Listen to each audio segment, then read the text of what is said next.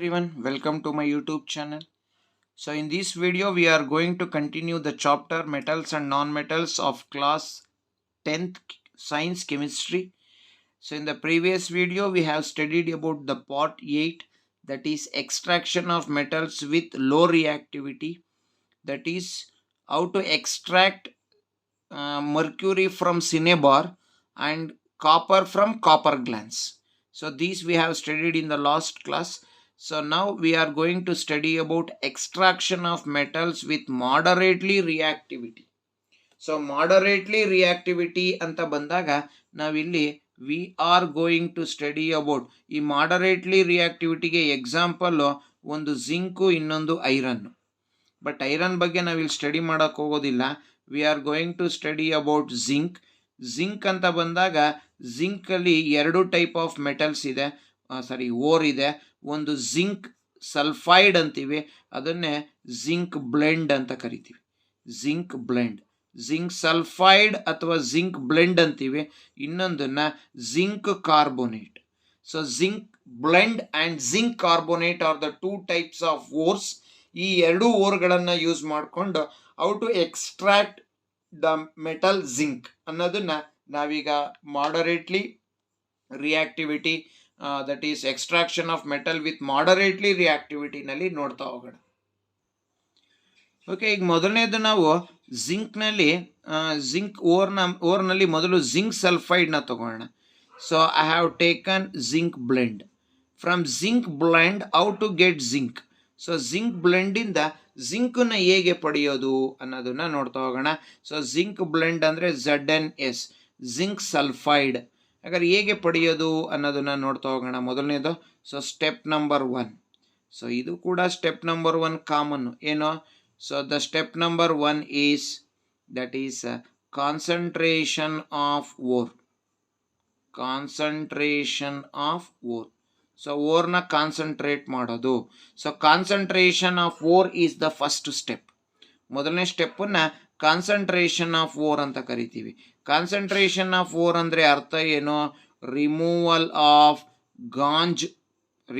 Of gangue particles, that is muddy, sandy, organic matter. ಇವುಗಳನ್ನು so ಓರ್ನಲ್ಲಿರುವ ಕಸ, ಕಡ್ಡಿ, ಮಣ್ಣು, ಮರಳು ಇವನ್ನೆಲ್ಲ ರಿಮೂವ್ ಮಾಡೋದಕ್ಕೆ ನಾವು ಕಾನ್ಸಂಟ್ರೇಷನ್ ಆಫ್ ಓರ್, ಕಡ್ಡಿ, ಕಸ, ಮಣ್ಣು, ಮರಳು ಎಲ್ಲದನ್ನೂ ಗಾಂಜ್ ಅಂತ ಕರಿತೀವಿ.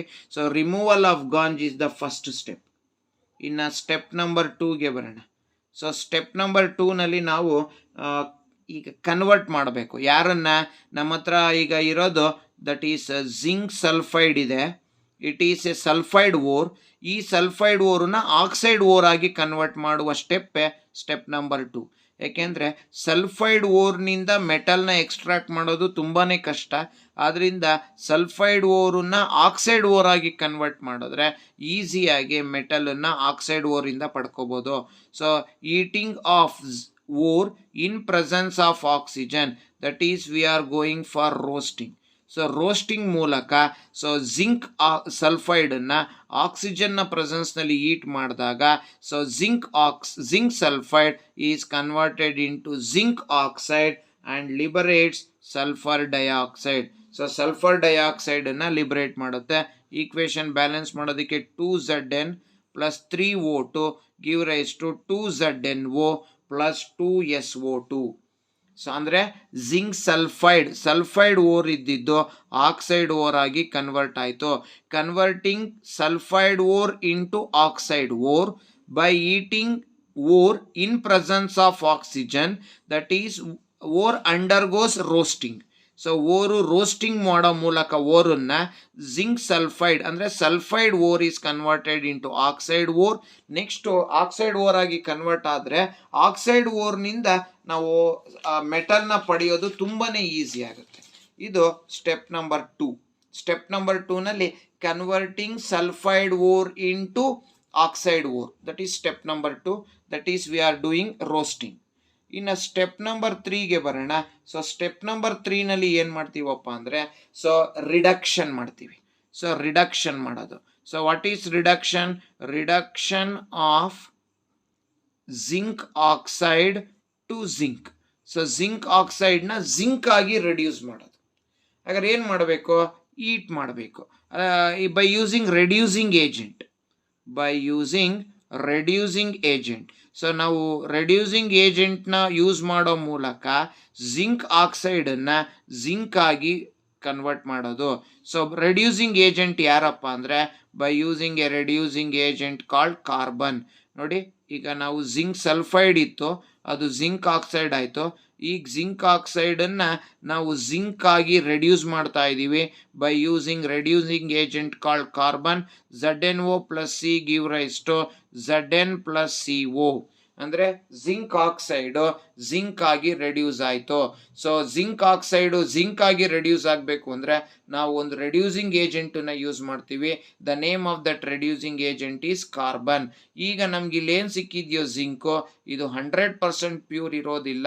To get 100% pure we have to go for purification.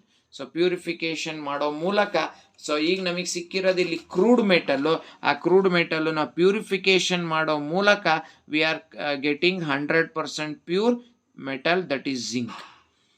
Next, ಈಗ ನಾವು ಜಿಂಕ್ ಸಲ್ಫೈಡ್ನಿಂದ ಜಿಂಕ್ ಹೇಗೆ ಪಡೆದ್ವು ಅಂತ ನೋಡಿದ್ವು.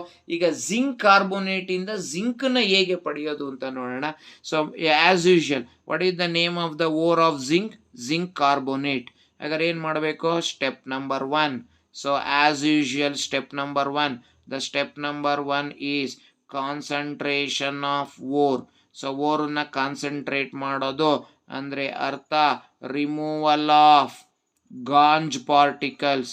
ಸೊ ಗಾಂಜ್ ಪಾರ್ಟಿಕಲ್ಸನ್ನ ರಿಮೂವ್ ಮಾಡೋದು ಅಂದರೆ ಗಾಂಜ್ ಅಂತ ಬಂದಾಗ muddy particles, sandy particles, muddy particle, sandy particle, organic matters, ಇವನ್ನೆಲ್ಲ ರಿಮೂವ್ ಮಾಡೋದಕ್ಕೆ ನಾವು we call it as concentration of ore. ಆಯಿತು, ಓರನ್ನು ಕಾನ್ಸಂಟ್ರೇಟ್ ಮಾಡಾಯಿತು. ಇನ್ನು ಸ್ಟೆಪ್ ನಂಬರ್ 2ಗೆ ಬರೋಣ. ಸ್ಟೆಪ್ ನಂಬರ್ 2ನಲ್ಲಿ ನಾವೀಗ ನಮಗೇನು ಓರ್ ಇದೆಯೋ ಓರ್ನ ಈಟ್ ಮಾಡ್ತಾ ಇದ್ದೀವಿ. Ore is heated in absence of oxygen. ಆಕ್ಸಿಜನ್ನಿನ ಆಬ್ಸೆನ್ಸ್ನಲ್ಲಿ ಓರನ್ನ ಈಟ್ ಮಾಡ್ತಾ ಇದ್ದೀವಿ. That is called as calcination. ಅಂದರೆ ಕಾರ್ಬೋನೇಟ್ ಓರನ್ನು ಕ್ಯಾಲ್ಸಿನೇಷನ್ಗೆ ಒಳಪಡಿಸ್ಬೇಕು. ಅದೇ ಸಲ್ಫೈಡ್ ಓರನ್ನು ರೋಸ್ಟಿಂಗಿಗೆ ಒಳಪಡಿಸ್ಬೇಕು. So roasting sulphide ore, then calcination carbonate ore. ಹಾಗಾದರೆ ಓರ್ನ ಈಟ್ ಮಾಡಬೇಕು. ಈಗ ನಮ್ಗೆ ಇರೋ ಓರ್ ಯಾವುದು? Zinc carbonate. ಇದನ್ನು ಈಟ್ ಮಾಡ್ತಾ ಇದ್ದೀವಿ in absence of oxygen. Oxygen ಇಲ್ದಲೆ ನಾವು ಇದನ್ನು ಈಟ್ ಮಾಡ್ತಾ ಇದ್ದೀವಿ. So it forms ZnO plus CO2. ಅಂದರೆ ಕಾರ್ಬೋನೇಟ್ ಓರ್ನಿಂದ ಮೆಟಲ್ನ ಪಡೆಯೋದು ಕಷ್ಟ, ಅದರಿಂದ carbonate ore is converted into oxide ore ಆಗಿ ಕನ್ವರ್ಟ್ ಆಯಿತು. ಜೊತೆಗೆ ಕಾರ್ಬನ್ ಡೈಆಕ್ಸೈಡ್ ಅನ್ನುವ ಗ್ಯಾಸು ರಿಲೀಸ್ ಆಗ್ತಾ ಇದೆ. ಸೊ ಇದು ಎರಡನೇ step, converting that is carbonate ore into oxide ore. Next step number 3. So step number 3ನಲ್ಲಿ ಏನು ಮಾಡಬೇಕು? So we have to use the reducing agent. So by using reducing agent. So reducing ಏಜೆಂಟನ್ನ use ಮಾಡ್ತಾ ಇದ್ದೀನಿ. ZnO plus C. What is the name of the reducing agent? Carbon. Carbon ಅನ್ನುವ reducing ಏಜೆಂಟನ್ನ use ಮಾಡಿಕೊಂಡು so ZnO is reduced to Zn plus CO. ಹಾಗಾದರೆ zinc oxide zinc ಆಗಿ reduce ಆಯಿತು. ಈಗ ನಮಗೇನು ಸಿಕ್ಕಿದೆಯೋ it is not 100% pure. To get 100% pure we have to go for purification. So purification ಅನ್ನುವ ಪ್ರೋಸೆಸ್ಗೆ ಹೋಗೋ ಮೂಲಕ so we are getting 100% pure, that is what we call it as metal, that is zinc. So ಇಷ್ಟನ್ನು ನಾವಿಲ್ಲಿ ತಿಳ್ಕೋಬೇಕು. ಹಾಗಾದರೆ ನಾವು ಪ್ರತಿ ಹಂತದಲ್ಲೂ ಯಾವಾಗಲೂ ನಾವು ಈ ರೆಡ್ಯೂಸಿಂಗ್ ಏಜೆಂಟ್ನೇ ಯೂಸ್ ಮಾಡಿ ನಾವು ಆಕ್ಸೈಡ್ ಓರನ್ನು ರೆಡ್ಯೂಸ್ ಮಾಡಬೇಕಾ? ಇಲ್ಲ. ಸೊ ನಾವು instead of using reducing agent we can go for displacement reaction. So displacement ರಿಯಾಕ್ಷನ್ನ ಮೂಲಕ ನಾವು ಆಕ್ಸೈಡ್ ಓರನ್ನು we can convert into, so oxide ore ಏನಿದೆಯೋ ಅದನ್ನು ಡೈರೆಕ್ಟಾಗಿ ಮೆಟಲ್ ಆಗಿ ಕನ್ವರ್ಟ್ ಮಾಡ್ಬೋದು. ಹಾಗಾದರೆ ಅಲ್ಲಿ ರೆಡ್ಯೂಸಿಂಗ್ ಏಜೆಂಟ್ನ ಬಳಸಬೇಕು ಅಂತ ಏನಿಲ್ಲ. Instead of that one we can undergo displacement reaction. So displacement ರಿಯಾಕ್ಷನ್ನ ಮೂಲಕ ನಾವೇನು ಮಾಡಬೇಕಪ್ಪ ಅಂದರೆ we can go for that is we can convert oxide ore into metal. ಹಾಗಾದ್ರೆ ಏನು ಮಾಡಬೇಕಿಲ್ಲಿ? ಸೊ ಈಗ ಇಲ್ಲಿ ಡಿಸ್ಪ್ಲೇಸ್ಮೆಂಟ್ ರಿಯಾಕ್ಷನ್ ಅಂತ ಬಂದಾಗ ಸೊ ಇಲ್ಲಿ ನಾನು ಒಂದು ಓರ್ನ ತಗೊತೀನಿ ನೋಡಿ. ಈಗ ನಾನು ಫಾರ್ ಎಕ್ಸಾಂಪಲ್ ಸೊ ಇಲ್ಲಿ MnO2 ಮ್ಯಾಂಗನೀಸ್ ಡೈಆಕ್ಸೈಡ್ನ ತಗೊಂಡಿದ್ದೀನಿ. ಈಗ ನೀವು ಅಬ್ಸರ್ವ್ ಮಾಡಿ, ಮ್ಯಾಂಗನೀಸ್ ಅನ್ನುವಂತಹ ಓರು ಇಟ್ ಈಸ್ ಡೈರೆಕ್ಟಾಗಿ ಆಕ್ಸೈಡ್ ಓರ್ ಇದೆ ಇದು. ಈಗ ನಾವಿಲ್ಲಿ ಏನು ಮಾಡಬೇಕಪ್ಪ ಅಂದರೆ, ಈಗ MnO2 is a oxide ore of manganese. Manganese dioxide ಅನ್ನೋದು ಮ್ಯಾಂಗನೀಸಿನ ಆಕ್ಸೈಡ್ ಓರು.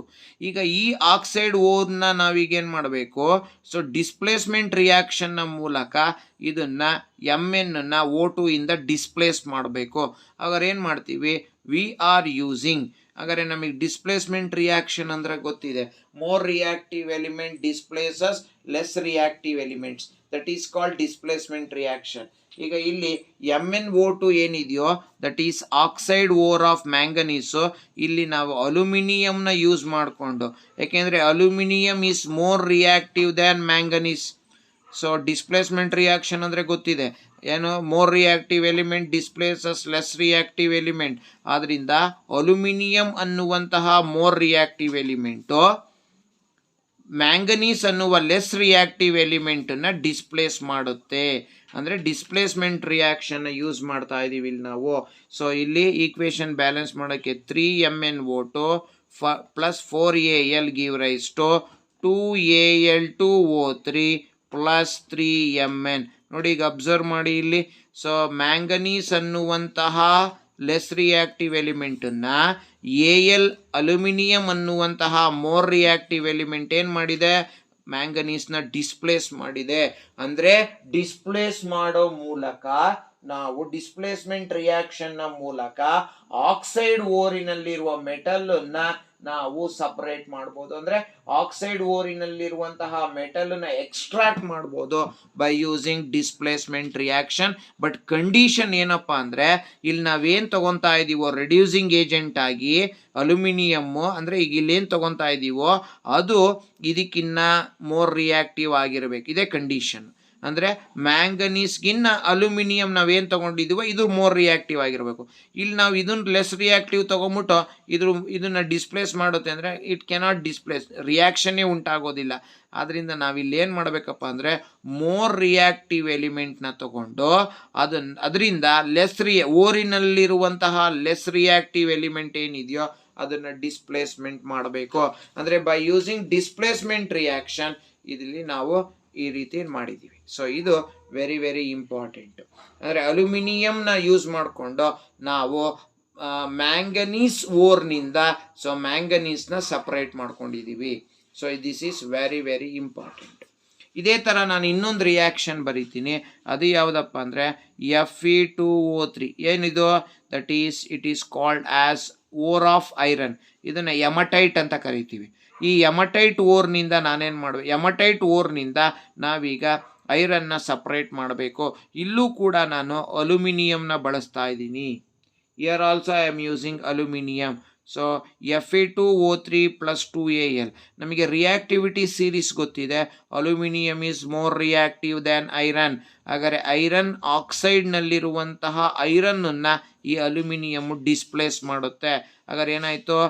Al2O3 plus 2Fe. ಹಾಗಾದರೆ Fe ನೋಡಿ ಡಿಸ್ಪ್ಲೇಸ್ ಆಯಿತು. ಹಾಗಾದರೆ ಆ Feನ ಡಿಸ್ಪ್ಲೇಸ್ ಮಾಡಿದವನು ಯಾರು? More reactive element. ಯಾರೋನೋ? Aluminium. Aluminium displaces less reactive element iron and it becomes Al2. Aluminium oxide ಮತ್ತು ಐರನ್, ಅಲ್ಯೂಮಿನಿಯಂ ಆಕ್ಸೈಡ್ ಉಂಟಾಗುತ್ತೆ ಮತ್ತು ಐರನ್ನು ಡಿಸ್ಪ್ಲೇಸ್ ಆಗುತ್ತೆ. ಹಾಗಾದರೆ ಐರನ್ನನ್ನು ನಾವು ಐರನ್ ಆಕ್ಸೈಡ್ನಿಂದ ಐರನ್ನನ್ನು ನಾವು ಸಪ್ರೇಟ್ ಮಾಡೋದು. ಈ ರೀತಿ ನಾವು ಈ ರೀತಿ ಮಾಡ್ತೀವಲ್ಲ.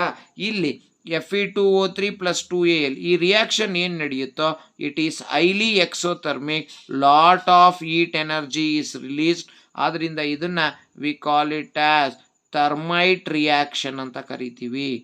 ಸೊ ಇಲ್ಲಿ ನಮಗೆ reaction of iron oxide with aluminium is called as thermite reaction. ಇದನ್ನು thermite reaction very very important. This one for the examination. ಎಕ್ಸಾಮ್ನಲ್ಲಿ ಕ್ವಶನ್ ಕೇಳ್ತಾನೆ, ವಾಟ್ ಈಸ್ ಥರ್ಮೈಟ್ ರಿಯಾಕ್ಷನ್?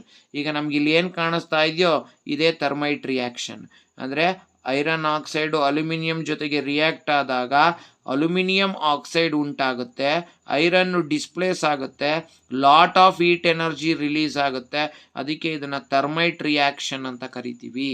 ಹಾಗಾದರೆ what is thermite reaction? Thermite reaction ಅಂದ್ರೇನು? So a reaction between metal oxide, ನೋಡಿ ಇದು metal oxide, a reaction between metal oxide and metal, ಇದು metal, a reaction between metal oxide and metal which is highly exothermic is called thermite reaction. Exothermic ಅಂದರೆ ಗೊತ್ತು, a reaction in which energy is released. ಹಾಗಾದರೆ ಇಲ್ಲಿ ಈಟ್ ಅನ್ನುವಂತಹ energy release ಆಗ್ತಾ ಇದೆ. ಹಾಗಾದರೆ ಈ ಈಟ್ ಅನ್ನೋ ಎನರ್ಜಿ ಯಾವಾಗ ರಿಲೀಸ್ ಆಯಿತು? When the reaction between metallic oxide and metal is taking place. So what is meant by thermite reaction? A reaction between metallic oxide and metal which is highly exothermic is called as thermite reaction. So thermite reaction ಎಲ್ಲಿ ಬಳಸ್ತೀವಪ್ಪ ಅಂದರೆ, so what are the uses of thermite reaction? ಮೊದಲನೇದಕ್ಕೆ ಬರೋಣ, to weld or to join railway tracks. So railway ಟ್ರ್ಯಾಕ್ಸ್ಗಳನ್ನು ನಾವು join ಮಾಡೋದಕ್ಕೆ we are using that is thermite reaction. ಇನ್ನು ಎರಡನೇದು to weld machinery parts. So machinery ಪಾರ್ಟ್ಸ್ಗಳನ್ನು ನಾವು weld ಮಾಡೋದಕ್ಕೆ ಈ ಥರ್ಮೈಟ್ ರಿಯಾಕ್ಷನ್ನ ಯೂಸ್ ಮಾಡ್ತೀವಿ. ಸೊ ಒಂದು ಟು ವೆಲ್ಡ್ ಮೆಷಿನರಿ ಪಾರ್ಟ್ಸ್, ಇನ್ನೊಂದು to join railway tracks. So railway ಟ್ರ್ಯಾಕ್ಗಳನ್ನು ನಾವು ಜಾಯಿನ್ ಮಾಡೋದಕ್ಕೆ, ಯಾಕೆಂದರೆ ರೈಲ್ವೆ ಟ್ರ್ಯಾಕ್ ಅಂತ ಬಂದಾಗ it is made up of iron. ಐರನ್ನ ಒಂದು ಟ್ರ್ಯಾಕನ್ನು ಇನ್ನೊಂದು ಟ್ರ್ಯಾಕಿಗೆ ಜಾಯಿನ್ ಮಾಡಬೇಕು ಅಂದರೆ ತುಂಬ ಹೀಟ್ ಎನರ್ಜಿ ರಿಲೀಸ್ ಆಗಬೇಕು. ಈಗ ನಮಗೆ ಥರ್ಮೈಟ್ ರಿಯಾಕ್ಷನ್ ಅಂದರೆ ಗೊತ್ತಿದೆ, ಇಟ್ ಈಸ್ ಹೈಲಿ ಎಕ್ಸೋಥರ್ಮಿಕ್ ಅಂತೀವಿ. ಅಂದರೆ ತುಂಬ ಹೀಟ್ ಎನರ್ಜಿ ರಿಲೀಸ್ ಆಗೋದ್ರಿಂದ ಎರಡು ಕಬ್ಬಿಣಗಳು ಒಂದಕ್ಕೊಂದು ಜಾಯಿನ್ ಆಗುತ್ತೆ. So to join railway tracks and to weld machinery parts, ಇವೆರಡಕ್ಕೂ ಕೂಡ we are using thermite reaction. So this is about thermite reaction. It is very important. ಇಲ್ಲಿ ನಾವು ನೋಡಿದ್ದೇನಪ್ಪ ಅಂದರೆ ಇದು displacement reaction. High reactive element displaces less reactive element. ಜೊತೆಗೆ ಇದು it is an example for thermite reaction. Fe2O3 plus 2Al give rise to Al2O3 plus 2Fe plus highly exothermic, lot of heat energy is released. By using this heat energy we are joining the railway tracks and we are welding machinery parts. So ಇಷ್ಟನ್ನು ನೀವು that is ಮಾಡರೇಟ್ಲಿ reactive ಮೆಟಲ್ಸ್ನ ಹೇಗೆ extract ಮಾಡಬೇಕು ಅವುಗಳ ಓರ್ನಿಂದ ಅಂತ ನಾವು ಇದರೊಳಗೆ ತಿಳ್ಕೋಬೇಕು. ಇನ್ನು ಇದರೊಳಗಡೆ ಉಳಿದಿದ್ದು ಯಾವುದಪ್ಪ ಅಂದರೆ, let us see about what are the differences between roasting and calcination. So ರೋಸ್ಟಿಂಗಿಗೂ ಕ್ಯಾಲ್ಸಿನೇಷನ್ಗೂ ಏನೇನು ಡಿಫ್ರೆನ್ಸ್ ಇದೆ ಅನ್ನೋದನ್ನು ನೋಡ್ತಾ ಹೋಗೋಣ. ಮೊದಲನೇದಕ್ಕೆ ಬರೋಣ ರೋಸ್ಟಿಂಗಿಗೆ. ರೋಸ್ಟಿಂಗ್ ಅಂದರೆ ಹೇಳಬೇಕು, ore is heated in presence of oxygen. So ore is heated in presence of oxygen. So ಈ ಕಡೆ ಬರೋಣ, ಓರ್ ಈಸ್ ಕ್ಯಾಲ್ಸಿನೇಷನ್ ಅಂತ ಬಂದರೆ ore is heated in absence of oxygen. ಆಕ್ಸಿಜನ್ನ ಆಬ್ಸೆನ್ಸ್ನಲ್ಲಿ ಓರನ್ನ ಈಟ್ ಮಾಡಿದ್ರೆ ಅದನ್ನು ಕ್ಯಾಲ್ಸಿನೇಷನ್ ಅಂತ ಕರಿತೀವಿ. Ore is heated in presence of oxygen, it is roasting. Ore is heated in absence of oxygen, it is calcination. So it is used for ಈ ರೋಸ್ಟಿಂಗ್ನ ಯಾರು use ಮಾಡ್ತೀವಿ ಅಪ್ಪ ಅಂದರೆ, it is used for sulphide ores. So roasting is used for sulfide ores and calcination it is used for carbonate ore. So sulfide ore ನಾವು sulphide ಓರ್ಗೆ ನಾವು ರೋಸ್ಟಿಂಗಿಗೆ ಹೋದರೆ, carbonate ಓರ್ಗೆ ನಾವು ಕ್ಯಾಲ್ಸಿನೇಷನ್ಗೆ ಹೋಗಬೇಕು. So it produces. ಮೂರನೇ ಡಿಫ್ರೆನ್ಸ್ಗೆ ಬರೋಣ, ವೆರಿ ಇಂಪಾರ್ಟೆಂಟ್, ಎಕ್ಸಾಮ್ನಲ್ಲಿ 2 ಮಾರ್ಕ್ಸಿಗೆ ಕ್ವಶನ್ ಕೇಳ್ತಾನೆ. It produces sulphur dioxide. ಅಂದರೆ roasting ಟೈಮ್ನಲ್ಲಿ ಸಲ್ಫರ್ ಡೈಆಕ್ಸೈಡ್ ಪ್ರೊಡ್ಯೂಸ್ ಆದರೆ, ಇನ್ನು ಕ್ಯಾಲ್ಸಿನೇಷನ್ ಸಮಯದಲ್ಲಿ it produces carbon dioxide.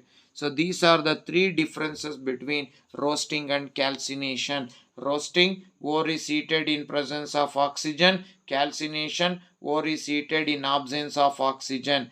So roasting, it is used for sulfide ore. Calcination, it is used for carbonate ore. Then roasting, it produces sulfur dioxide. Calcination, it produces carbon dioxide. So these are the differences between roasting and calcination. ಮುಂದಿನ ವಿಡಿಯೋದಲ್ಲಿ ನಾವು that is we are going to study about that is reactivity of metal with high reactivity ಮೆಟಲ್ಗಳನ್ನು ಹೇಗೆ ಅವುಗಳ ಓರಿಂದ extract ಮಾಡೋದು ಅನ್ನೋದನ್ನ so ನಾವು next ವಿಡಿಯೋದಲ್ಲಿ ತಿಳ್ಕೊಂತ ಹೋಗೋಣ. So till then thank you very much.